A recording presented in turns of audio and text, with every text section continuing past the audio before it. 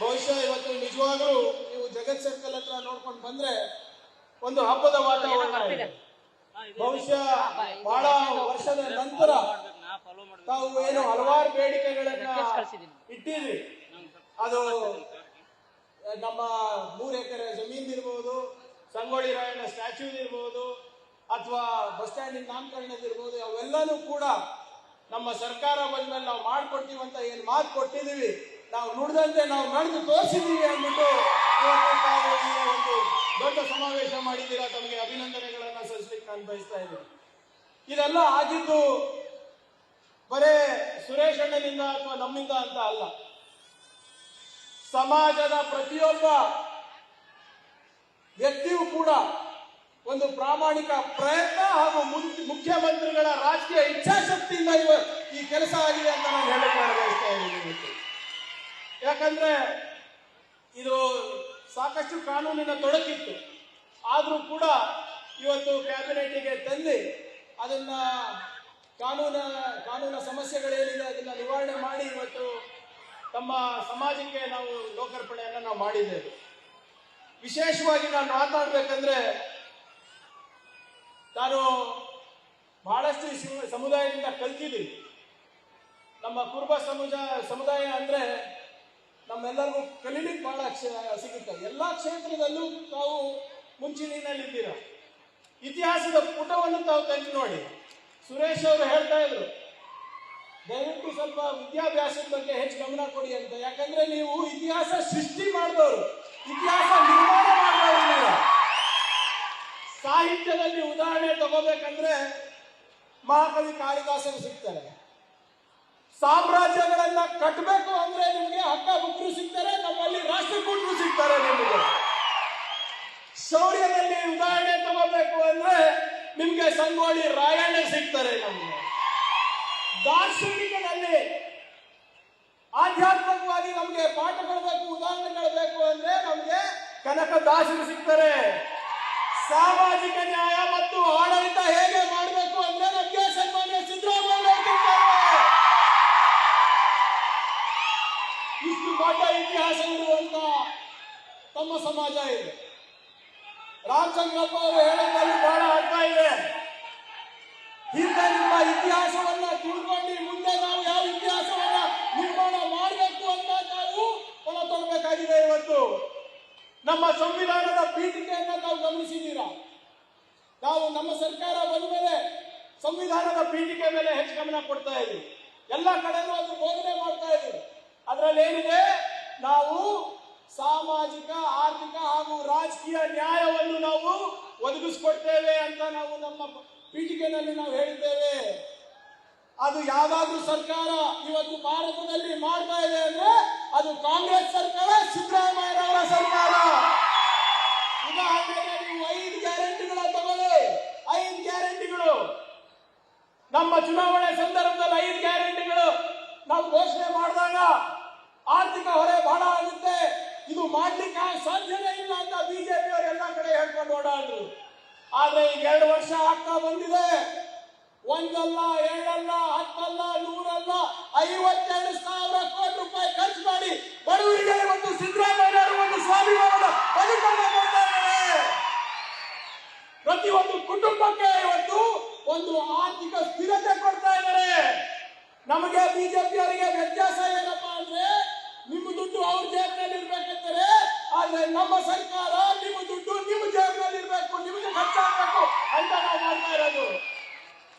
ಮಾತಾಡ್ಬೇಕಂದ್ರೆ ಬಹಳಷ್ಟು ಇದೆ, ಆದ್ರೆ ಸಮಯ ಕಮ್ಮಿ ಇದೆ. ಒಂದೇ ಒಂದು ಮಾತು ಹೇಳಲಿಕ್ಕೆ ನಾನು ಬಯಸ್ತಾ ಇದ್ದೀನಿ. ಕುರುಬ ಸಮಾಜ ಒಂದು ಜಾತಿಯಲ್ಲ, ಒಂದು ನೀತಿ. ಎಲ್ಲರೂ ಕೂಡ ಏನ್ ಹೇಳ್ತಾರೆ, ಹಾಲು ಮತಸ್ಥರು ಯಾವತ್ತೂ ಸುಳ್ಳು ಹೇಳೋದಿಲ್ಲ. ಅದಕ್ಕೆ ನಾವು ಏನ್ ನುಡಿತೀವಿ ಅದು ಮಾಡಿ ತೋರಿಸ್ತಾ ಇದ್ದೀವಿ. ಬಿಜೆಪಿ ಅವರು ಇರ್ಬೋದು, ವಿರೋಧ ಪಕ್ಷದವ್ರು ಇರ್ಬೋದು, ಹೇಳ್ತಾರೆ ನಾವು ಏನು ಮಾಡಿಲ್ಲ ಅಂತ. ಆದ್ರೆ ಏನ್ ಮಾಡಿಲ್ಲ ಅಂತ ಹೇಳ್ತಾ ಇಲ್ಲ ಅವರು. ಇವತ್ತು ಇವೇ ಉದಾಹರಣೆ ತಗೊಳ್ಳಿ. ಇವತ್ತು ನಮ್ಮ ಕಲ್ಯಾಣ ಕರ್ನಾಟಕ ಉತ್ಸವ ದಿನ 371 ಜೆ ಯಾರು ಮಾಡಿದ್ದು? ನಾವು ಮಾಡಿದ್ದು. 5,000 ಕೋಟಿ ಪ್ರತಿ ವರ್ಷ ಈ ಭಾಗದ ಅಭಿವೃದ್ಧಿಗೆ ನಾವು ಕೊಡಿಸ್ತಾ ಇರೋದು. ಇದರಿಂದ ಮೀಸಲಾತಿ 371 ಮೀಸಲಾತಿ ತಂದು ಇವತ್ತು ಉದ್ಯೋಗ ಎಲ್ಲರಿಗೂ ಸಿಗ್ತಾ ಇದೆಯಾ ಇಲ್ಲ ಹೇಳಿ? ಶಿಕ್ಷಣದಲ್ಲಿ ಮೀಸಲಾತಿ ಸಿಗ್ತಾ ಇದೆಯಾ ಇಲ್ಲ? ಎಲ್ಲರಿಗೂ ಸಿಗ್ತಾ ಇದೆ. ನಾವು ಯಾವ ಜಾತಿ ನೋಡಿಲ್ಲ, ಯಾವ ಧರ್ಮ ನೋಡಿಲ್ಲ, ಯಾರಿಗೆ ಓಟ್ ಹಾಕಿದ್ವಿ ಅಂತ ನೋಡಿಲ್ಲ. ನಮ್ಮ ಗ್ಯಾರಂಟಿಗಳಿರ್ಬೋದು, ಆರ್ಟಿಕಲ್ 371 ಇರಬಹುದು, ನಾವು ಪ್ರತಿಯೊಂದು ಮನೆಗೆ ಇವತ್ತು ಕಲ್ಪಿಸ್ತಾ ಇದ್ದೀವಿ. ಆದ್ರೆ ಇವತ್ತು ಸುಮ್ಮನೆ ಅಪಪ್ರಚಾರ ಮಾಡ್ತಾ ಇದ್ದಾರೆ. ಇವತ್ತು ನಾನು ಹೇಳ್ದಂಗೆ ಇವತ್ತು ಯಾರಾದ್ರೂ ಅಕ್ಷರಶಃ ಡಾಕ್ಟರ್ ಬಾಬಾ ಸಾಹೇಬ್ ಅಂಬೇಡ್ಕರ್ ಅವರ ಸಂವಿಧಾನ ಅನುಷ್ಠಾನಕ್ಕೆ ತರ್ತಾ ಇದ್ರೆ ಅದು ನಮ್ಮ ಸರ್ಕಾರ ತರ್ತಾ ಇದೆ.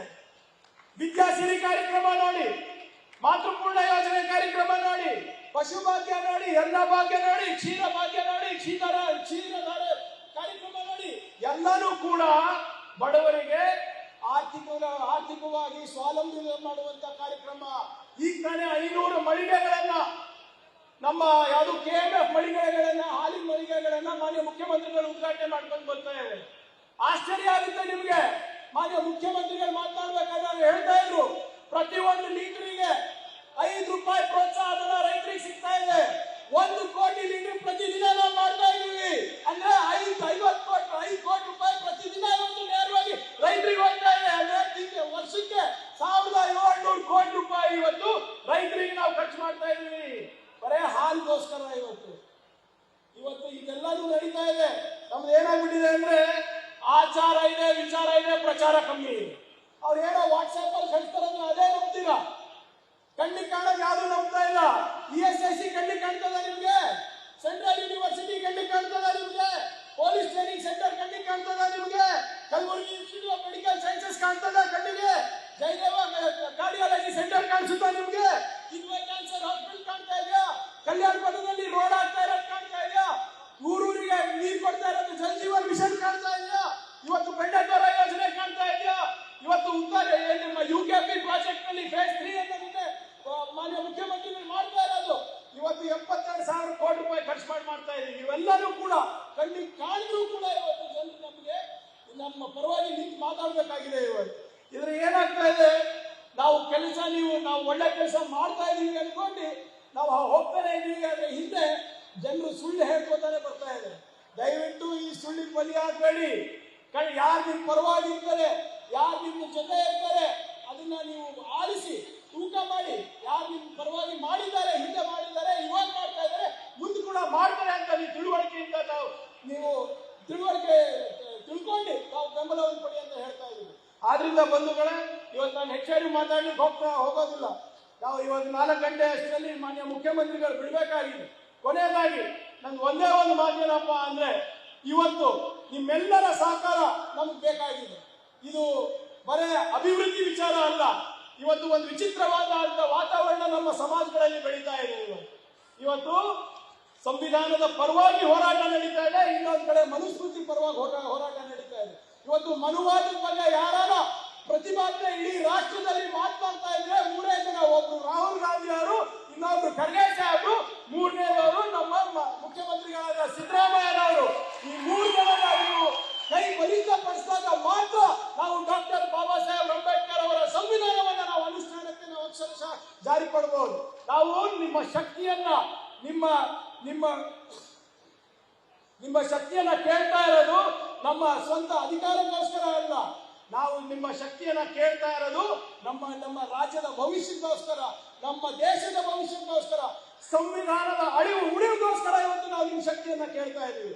ಆದ್ರಿಂದ ಬಂಧುಗಳೇ, ದಯವಿಟ್ಟು ಇವತ್ತು ತಮ್ಮೆಲ್ಲರ ಸಹಕಾರ ಹಿಂದೆ ಯಾವ ರೀತಿ ಮಾನ್ಯ ಮುಖ್ಯಮಂತ್ರಿಗಳಿಗೆ ಇದೆ, ಬರೀ ಸಮಾಜದಂತ ಅಷ್ಟೇ ಅಲ್ಲ, ಮುಂದೆ ಕೂಡ ತಾವೆಲ್ಲರೂ ನಮಗೆ ಬೆಂಬಲ ಮಾಡಬೇಕು ಅಂತ ಕೇಳ್ಕೊತಾ ಇದ್ದೀವಿ. ಇವತ್ತು ಮಾನ್ಯ ನಮ್ಮ ನಗರಾಭಿವೃದ್ಧಿ ಸಚಿವರು ಕೂಡ ಬಂದು ನಿಮ್ಗೆ ಪ್ರೀತಿ ಮಾಡ್ತಾರೆ ಸರ್, ಅವಾಗ ಬಂದ್ರೆ ನಮಗೂ ಕೂಡ ಅನುಕೂಲ ಆಗುತ್ತೆ. ಆದ್ರಿಂದ ನಿಮ್ಮ ಆಶೀರ್ವಾದ ಏನಿದೆ, ಬರೇ ಸಿದ್ದರಾಮಯ್ಯ ಸಾಹೇಬ್ರ ಮೇಲೆ ಇರೋದು ಬೇಡ, ಬರೇ ಸುರೇಶ್ ಅವ್ರ ಮೇಲೆ ಇರೋದು ಬೇಡ, ನನ್ನ ಮೇಲೂ ಇರಲಿ, ಅಜಯ್ ಸಿಂಗ್ ಅವ್ರ ಮೇಲೂ ಇರಲಿ, ನಮ್ಮ ಅಲ್ಲಪ್ರಭು ಪಾಟೀಲ್ ಅವ್ರ ಮೇಲೂ ಕೂಡ ಇರಲಿ ಅಂತ ಕೇಳ್ಕೊಳ್ತಾ, ನಿಮ್ಮ ಏನು ಒಂದು ಸಂಘಟನೆಯ ಶಕ್ತಿ ಇದೆ, ಇದು ಸಂವಿಧಾನಕ್ಕೂ ಕೂಡ ಒಂದು ಶಕ್ತಿ ಆಗಲಿ ಅಂತ ತಮ್ಮ ಹತ್ರ ವಿನಂತಿ ಮಾಡ್ತಾ ಇದ್ದೀನಿ. ಮುಗಿಸ್ತೀನಿ. ಜೈ ಹಿಂದ್, ಜೈ ಕರ್ನಾಟಕ.